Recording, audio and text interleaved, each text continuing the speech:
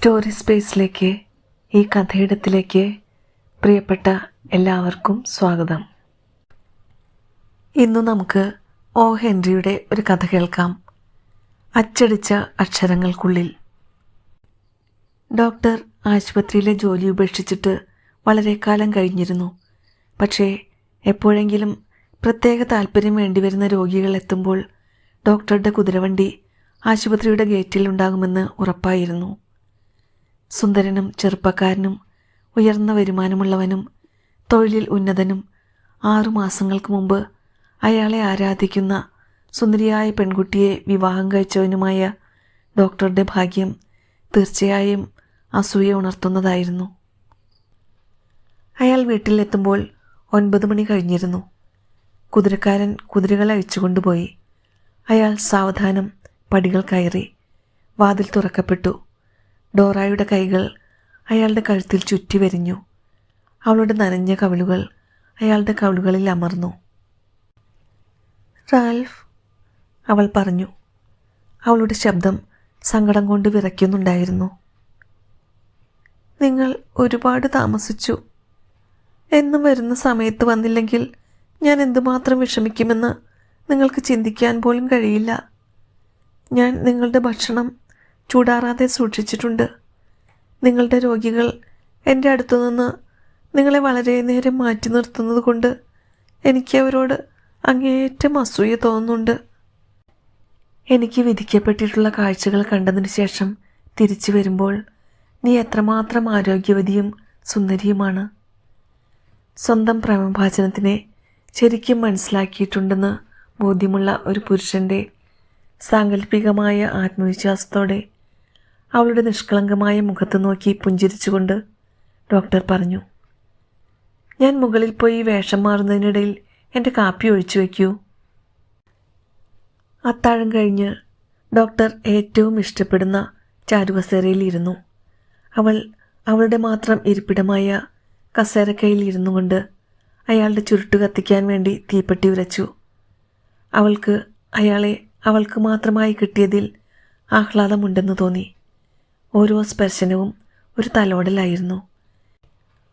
ഒരു സ്ത്രീ ഒരു സമയത്ത് ഒരു പുരുഷനോട് മാത്രം പറയുന്ന പ്രണയത്തിൽ കുതിർന്ന സംസാര രീതി അവളുടെ ഓരോ വാക്കിലും നിറഞ്ഞു നിൽക്കുന്നുണ്ടായിരുന്നു. മെനഞ്ചൈറ്റിസിന് ഞാൻ ചികിത്സിച്ചിരുന്ന രോഗി ഇന്ന് വൈകിട്ട് മരിച്ചുപോയി. അയാൾ ദുഃഖത്തോടെ പറഞ്ഞു. നിങ്ങൾ എൻ്റെ കൂടെ ഉണ്ടെങ്കിലും ഇല്ലെങ്കിലും വ്യത്യാസമൊന്നുമില്ല. എല്ലാം ഒരുപോലെയാണ്. നിങ്ങൾ എൻ്റേതാണെന്ന് ഞാൻ ചിന്തിക്കുന്ന സമയത്ത് പോലും നിങ്ങളുടെ ആലോചന ജോലിയെപ്പറ്റിയാണ്. അവൾ നെടുവീർപ്പിട്ടുകൊണ്ട് പറഞ്ഞു. നിങ്ങൾ വേദനിക്കുന്നവരെ സഹായിക്കുന്നുണ്ട്. പക്ഷേ എല്ലാ വേദനിക്കുന്നവരുടെയും വേദനയ്ക്ക് ശമനം കിട്ടുമെന്ന് എനിക്ക് മനസ്സിലാക്കി തരണം. അല്ലെങ്കിൽ നിങ്ങളുടെ സെറിബ്രോ മെനഞ്ചൈ എന്താണത്, ആ രോഗിയെപ്പോലെ വിശ്രമിക്കാൻ ഇടവരും. അയാൾ ഒരു അസാധാരണ രോഗിയായിരുന്നു. ഭാര്യയുടെ കൈ തലോടുന്നതിനിടയിൽ ചുരുട്ടിൻ്റെ പുകച്ചുരുളുകളിലേക്ക് നോക്കിക്കൊണ്ട് ഡോക്ടർ പറഞ്ഞു. അയാളുടെ രോഗം കുറഞ്ഞിരുന്നു. ഞാൻ ചികിത്സിച്ച് ഭേദമാക്കിയിരുന്നതാണ്. പക്ഷേ യാതൊരു മുന്നറിയിപ്പും തരാതെ അയാൾ എൻ്റെ ചികിത്സയിലായിരിക്കുമ്പോൾ തന്നെ മരിച്ചു. അയാൾ നന്ദിയില്ലാത്തവനാണ്. കാരണം ഞാൻ അയാളെ മനോഹരമായി ചികിത്സിച്ചതാണ്. അയാൾ ഒരു നാശം പിടിച്ചവനാണ്. അയാൾ മരിക്കാൻ ആഗ്രഹിച്ചിരുന്നെന്നാണ് എൻ്റെ വിശ്വാസം. ഏതോ അസംബന്ധ പ്രണയത്തിൻ്റെ പീഡനമാണ് അയാളെ രോഗിയാക്കി മാറ്റിയത്. പ്രണയമോ? ആശുപത്രി വരെ എത്തിച്ച ഒരു പ്രണയത്തെപ്പറ്റി ആലോചിച്ചു നോക്കൂ റാൽഫ്. അതെന്നോട് മുഴുവൻ പറയൂ, അവൾ കെഞ്ചി.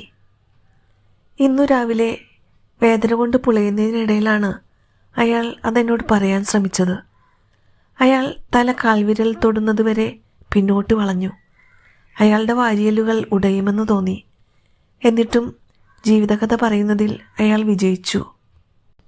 ഹോ, എത്ര ഭയങ്കരമാണ്! ഡോക്ടറുടെ കഴുത്തിനടിയിലൂടെ കൈ ചുറ്റിക്കൊണ്ട് ഭാര്യ പറഞ്ഞു. ഡോക്ടർ കഥ തുടർന്നു. ഏതോ ഒരു പെൺകുട്ടി കൂടുതൽ സമ്പന്നനായ മറ്റൊരാളെ വിവാഹം കഴിക്കുന്നതിന് വേണ്ടി അയാളെ ഉപേക്ഷിച്ചു പോയെന്നാണ് എനിക്ക് മനസ്സിലാക്കാൻ കഴിഞ്ഞത്. അതോടെ അയാൾക്ക് ജീവിതത്തിലുള്ള താല്പര്യം നഷ്ടപ്പെട്ടു. അയാൾ നശിച്ചു. പക്ഷേ അയാൾ അവളുടെ പേര് പറയാൻ കൂട്ടാക്കിയില്ല. അയാൾ വലിയ അഭിമാനിയായിരുന്നു. ഒരു ദൈവദൂതനെ പോലെ സ്വന്തം പേരിൻ്റെ കാര്യത്തിലും അയാൾ കള്ളം പറഞ്ഞു. അയാൾ വാച്ച് നഴ്സിന് കൊടുത്ത ശേഷം അവൾ ഒരു രാജ്ഞിയാണെന്ന മട്ടിൽ സംസാരിച്ചു. ഞാൻ ഒരിക്കലും അയാൾക്ക് ഈ രീതിയിൽ മരിച്ചതിന് മാപ്പ് കൊടുക്കില്ല. കാരണം ഞാൻ അയാളുടെ മുകളിൽ അത്ഭുതങ്ങൾക്കപ്പുറമുള്ള കാര്യങ്ങളാണ് ചെയ്തുകൊണ്ടിരുന്നത്. എന്തായാലും ഇന്ന് വൈകിട്ട് അയാൾ മരിച്ചു. ഞാൻ പോക്കറ്റിൽ തീപ്പെട്ടിയുണ്ടോ എന്ന് നോക്കട്ടെ. ഓ, ഞാൻ മറന്നുപോയി. അയാളെ കുഴിച്ചിടുമ്പോൾ ജഡത്തിനൊപ്പം മറവ് ചെയ്യണമെന്ന് പറഞ്ഞ് എന്നെ ഏൽപ്പിച്ചൊരു ചെറിയ കടലാസ് എൻ്റെ പോക്കറ്റിൽ കിടക്കുന്നുണ്ട്. ഒരു രാത്രിയിൽ ഈ പെൺകുട്ടിയുടെ കൂടെ ഒരു സംഗീതമേളയ്ക്ക് പോകാൻ തുടങ്ങിയതിനെപ്പറ്റി അയാൾ എന്നോട് പറഞ്ഞിരുന്നു. അവർ ടിക്കറ്റ് വാങ്ങി അകത്തു കടക്കാൻ തുടങ്ങിയതായിരുന്നു.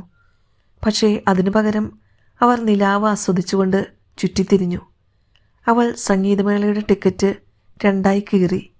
ഒരു പകുതി അയാൾക്ക് കൊടുത്തു, മറ്റേ പകുതി അവളും എടുത്തു. അയാളുടെ പകുതി എൻ്റെ കയ്യിലുണ്ട്. പ്രവേശനം എന്നച്ചടിച്ച കട്ടിയുള്ള ഒരു ചുവന്ന കടലാസു കഷ്ണം. നീ ഇരിക്കുന്നത് ശ്രദ്ധിക്കണം. ഈ പഴയ കസേരയുടെ കയ്യിൽ നിന്നും നീ തെന്നി താഴെ വീഴാനിടയുണ്ട്. ഇല്ല, ഞാൻ വീഴില്ല. റാൽഫിനോട് ഒരു കാര്യം ചോദിക്കട്ടെ? പ്രണയത്തെപ്പറ്റി റാൽഫ് എന്താണ് വിചാരിക്കുന്നത്? പ്രണയമോ? എന്താണത്? പ്രണയം ഒരുതരം തീവ്രത കുറഞ്ഞ ഭ്രാന്താണെന്നുള്ള കാര്യത്തിൽ സംശയമില്ല. അസാധാരണമായ അവസ്ഥകളിലേക്ക് നയിക്കുന്ന തലച്ചോറിൻ്റെ ഒരു അസന്തുലിതാവസ്ഥ. അത് പൊങ്ങൻപനി പോലെയുള്ളൊരു രോഗമാണ്. പക്ഷേ വികാരജീവികൾ അതിൻ്റെ ചികിത്സ ഞങ്ങളെപ്പോലെയുള്ള ഡോക്ടർമാരെ ഏൽപ്പിക്കാൻ ഇതുവരെ തയ്യാറായിട്ടില്ല. അയാളുടെ ഭാര്യ ചുവന്ന ടിക്കറ്റിൻ്റെ പകുതി കയ്യിലെടുത്തു. പ്രവേശനം, അവൾ ചെറുതായി പൊട്ടിച്ചിരിച്ചുകൊണ്ട് പറഞ്ഞു. ഈ സമയം കൊണ്ട് അയാൾ എവിടെയെങ്കിലും പ്രവേശിച്ചിട്ടുണ്ടാകും. റാൽഫിനെന്ത് തോന്നുന്നു?